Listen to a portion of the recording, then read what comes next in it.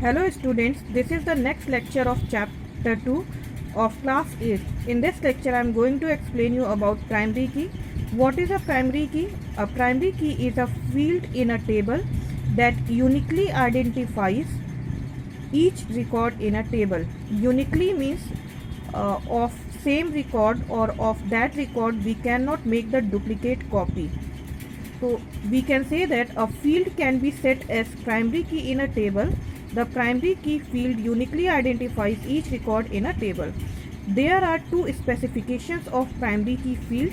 The first one, that it cannot contain duplicate values, and second, we cannot leave blank of primary key, means you cannot keep the field blank.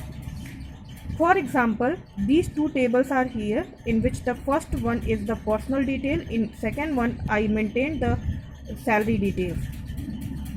In all these fields or in all these headings, employee ID is the field that can uniquely identify each record, because name can be same, address can be same, but ID, it means identification number, cannot be same in any case.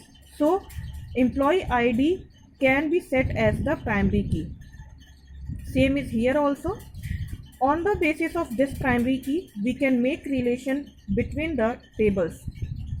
So in first table this is called primary key, and this primary key in the second table is called the foreign key.